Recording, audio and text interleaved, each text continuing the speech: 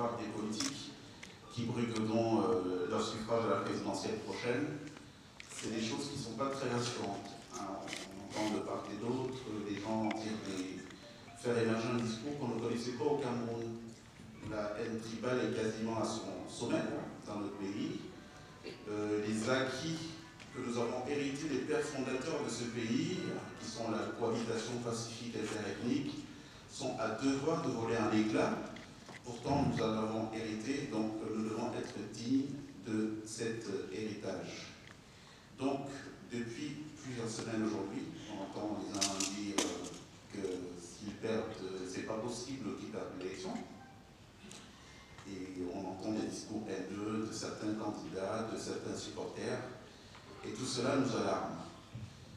Fort d'informations très importantes que nous avons reçues récemment, nous avons estimé utile de convoquer cette fraternité pour qu'on parle en toute franchise du problème de notre pays et qu'on prenne des décisions très fortes, parce que la paix dans notre pays est en péril et nos vies sont en péril aussi.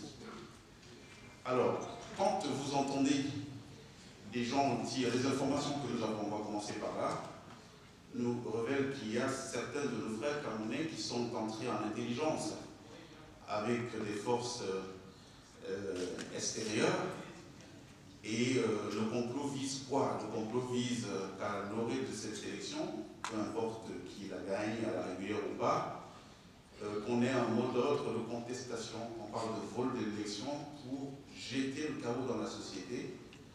Et à travers ce chaos qui va se créer, même si on a des autorités qui ont la sagesse de ne pas réprimer de manière semblante, qu'on fasse infiltrer des éléments extérieurs dans notre pays qui vont tirer sur les foules pour avoir la photo finale qui légitime maintenant l'entrée en scène de manière officielle des sponsors de certains de nos frères camerounais qui sont dans ce jeu-là. Donc, fort de ces informations, nous considérons que c'est très grave.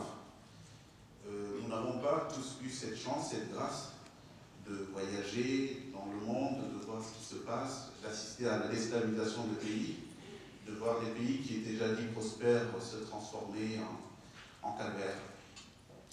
Donc, ces informations nous ont alarmés au point où le groupe de gens que nous sommes de la société civile camerounaise avons pensé qu'on ne devait décider sur aucun moyen, qu'il fallait que nous nous cotisions pour pouvoir très rapidement mettre en place cette rencontre avec les autres membres de la société civile, et surtout adresser un message très fort à l'ensemble de 9 candidats qui vont participer à cette élection.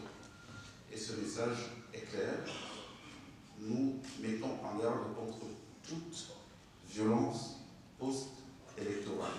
Nous n'accepterons plus qu'un Camerounais meure par le fait des politiques et de la politique. Nous n'accepterons plus qu'un édifice public, privé, soit détruit. Nous n'accepterons plus qu'une force de l'ordre, police, militaire, gendarmerie, soit tuée par le fait d'autres Camerounais, parce que les gens poursuivent des intérêts égoïstes. Alors, comment nous arrivons à ça? Nous arrivons à ça parce que nous sommes à quelques jours d'un scrutin. Ces informations que je vous donne, je suis apolitique. Première information, je n'ai jamais milité dans un parti quelconque. Le seul parti pour lequel je serais prêt à militer, c'est celui du développement du Cameroun et de la fraternité entre les Camerounais. Donc ces informations, nous les tenons de réseaux que nous connaissons parfaitement. Pour certains d'entre vous qui me connaissent, ils savent que par mon parcours, par le travail que je fais, je rentre dans beaucoup d'endroits, j'ai rencontré beaucoup de gens, j'ai rendu beaucoup de services, et quand les gens apprennent que quelque chose va toucher mon pays, ils n'hésitent pas à faire ce qu'il faut, un retour d'ascenseur. Donc, nous n'accepterons pas tout ce qu'on vient de vous dire, et nous voulons sensibiliser le maximum de nos citoyens, à savoir qu'il y a un complot en ce moment qui pèse sur le Cameroun.